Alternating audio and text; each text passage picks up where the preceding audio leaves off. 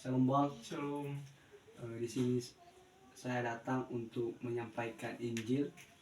Apakah Abang bersedia untuk mendengarkan? Ya, saya bersedia. Baik Bang, terima kasih. Sebelum itu, perkenalkan, nama saya Agustinus Gula. Saya berasal dari kampus Yakan Tarutung. Saya masih semester 3. Kalau Abang namanya siapa? Nama saya Lektua Siombing. Oh, baik Bang, terima kasih Bang. Nah, jadi Bang, di sini saya mau bertanya, apakah keselamatan itu memang ada atau bagaimana? Menurut saya keselamatan itu ada, cuman belum sepenuhnya saya percaya dengan keselamatan. Oh baik Bang, terima kasih Bang. Jadi Bang, memang keselamatan itu yang menjadi pemisah antara kita dengan Tuhan, yaitu karena kita adalah manusia yang berdosa. Nah jadi Bang, di dalam boleh kita buka di dalam Roma pasal 3 ayat 23.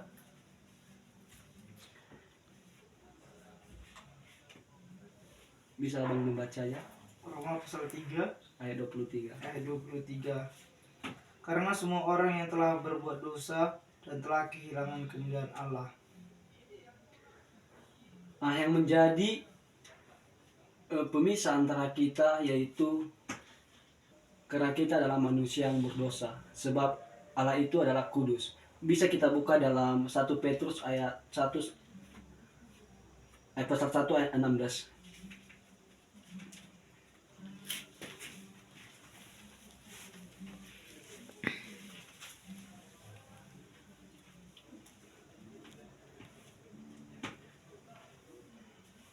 Saya akan membacakannya sendiri. Sebab ada tertulis, kuduslah kamu sebab aku kudus.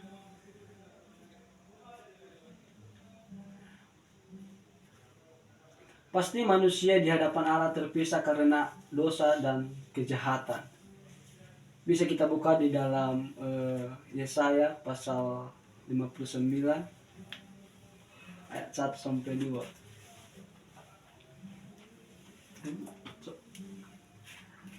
Bisa Abang membacanya? Yesaya 59 ayat 1 Sampai 2. sampai 2. Sesungguhnya tangan Tuhan tidak kurang panjang untuk menyelamatkan, dan pendengarannya tidak kurang tajam untuk mendengar. Tetapi yang merupakan pemisah antara kamu dan Allahmu ialah segala kejahatanmu, dan yang membuat dia menyembunyikan dari terhadap kamu sehingga ia tidak mendengarkan ialah segala dosamu. Nah, di sini dijelaskan bahwa tangan Tuhan tidak kurang panjang untuk menyelamatkan dan pendengarannya tidak kurang tajam untuk mendengar. Tetapi yang merupakan pemisah kita yaitu adalah antara kamu dan Allahmu, itu adalah segala kejahatan. Baik Bang, di sini sangat jelas bahwa kita dipisahkan oleh karena kita adalah manusia yang berdosa. Kita tahu bahwa dalam Yesaya ini mengatakan sangat jelas bahwa pemisah antara kita dengan Tuhan yaitu karena kita adalah manusia berdosa. Jadi di dalam di dalam Efesus pasal 2 ayat 8 sampai 9 bisa kita buka.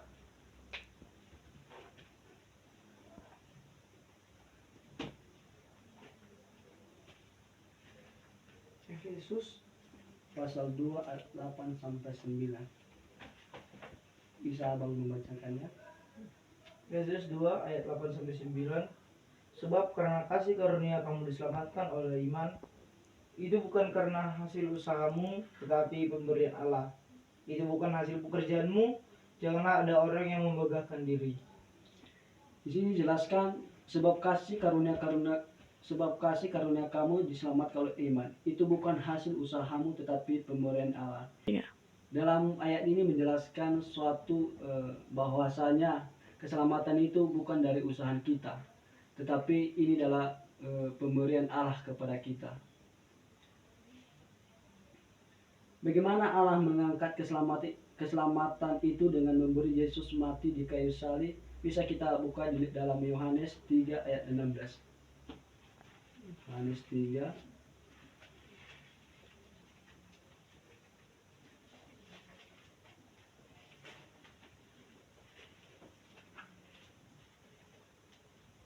Saya akan membacakannya.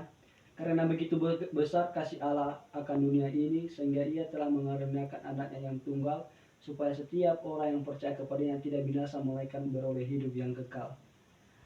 Dalam ayat ini dijelaskan bahwa kita diselamatkan oleh Allah itu sendiri, sehingga dia mengorbankan anaknya yang tunggal, supaya setiap orang yang percaya kepadanya tidak binasa. Di Yohanes 14 ayat 16, Yesus katakan bahwa dia adalah jalan kebenaran dan hidup yang kekal. Bisa kita buka dari Yohanes 14 ayat 6, Yohanes 4 ayat 16. Bisa abang bacakan? Kata Yesus kepadanya, "Akulah jalan kebenaran dan hidup. Tidak ada seorang pun yang datang kepada Bapa kalau tidak melalui aku." Di sini sangat jelas bahwa di sini katakan bahwa dia adalah salah satunya jalan kebenaran dan hidup yang kekal. Jadi bang, ketika kita sudah percaya dan menerima, status kita adalah bahwasanya kita sudah menerima keselamatan dari Allah. Bisa kita bukan dari Wahyu pasal 3 ayat 20. Wahyu pasal 3 ayat 20.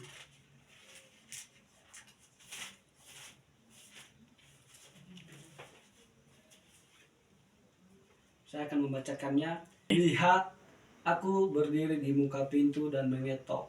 Jikalau ada orang yang mendengar suaraku dan membukakan pintu, aku akan masuk mendapatkannya, dan aku makan bersama-sama dengan dia, dan ia bersama-sama dengan aku. Yang menjadi poin yang penting di sini, yaitu yang pertama itu kita harus memiliki hidup yang kekal, percaya dan menerima Yesus. Bisa kita buka dari Yohanes pasal 5 ayat 24. Yohanes pasal 5 ayat 24. Bisa abang membacakannya? Yohanes pasal 5 ayat 24. "Aku berkata kepadamu, sesungguhnya barang siapa mendengar perkataanku dan ia percaya kepada dia yang menugaskan aku, ia mempunyai hidup yang kekal dan tidak turut dihukum, sebab ia sudah pindah dari dalam maut ke dalam hidup." Di sini jelas dikatakan bahwa sesungguhnya barang siapa mendengar perkataanku dan percaya kepada dia yang mengutus aku, ia mempunyai hidup yang kekal dan tidak turut dihukum, sebab ia sudah pindah dari dalam maut ke dalam hidup. Ketika sudah kita percaya kepada Tuhan dan menerima Tuhan, kita memperoleh keselamatan. Poin yang kedua yaitu membuka hati. Bisa kita buka dari Wahyu pasal 3 ayat 20. Wahyu pasal 3 ayat 20.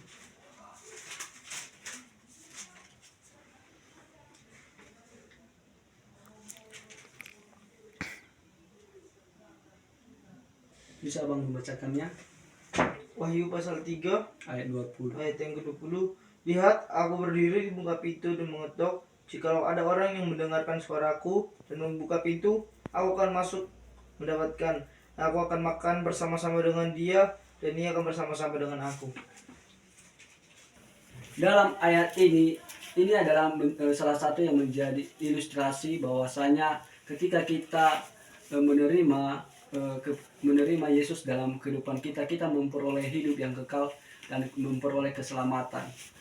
Yang ketiga itu mengakui dosa. Bisa kita buka dari 1 Yohanes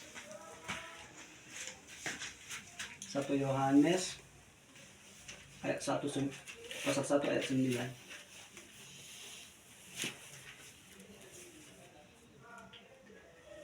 Saya akan membacakannya. Jika kita mengaku dosa kita, maka ia adalah setia dan adil, sehingga ia akan mengampuni segala dosa kita dan menyucikan kita dari segala kejahatan.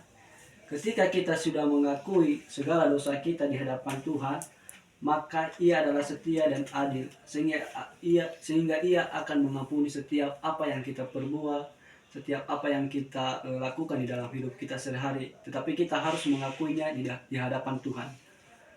Mana pemahaman abang tentang penjelasan saya? Apakah abang sudah menerima atau bagaimana sudah paham tentang keselamatan? Baiklah, setelah saya mendengarkan Injil yang telah Bapak sampaikan itu, saya sudah mulai mengerti, dan saya akan mencoba bahwasannya memahami dan mulai belajar untuk percaya lebih dalam lagi tentang keselamatan ini. Baik Bang, terima kasih. Sebelum kita menutup penginjilan kita, mari kita berdoa. Terima kasih Tuhan, kami bersyukur buat hari ini di mana Tuhan telah memberikan kami kesempatan dalam menyampaikan setiap isi hati firman-Mu pada malam hari ini Tuhan Yesus. Bapak yang baik, setiap perkataan biarlah Engkau Tuhan yang menjelaskan di dalam kehidupan kami. Dalam nama Yesus kami telah berdoa dan mengucap syukur. Amin.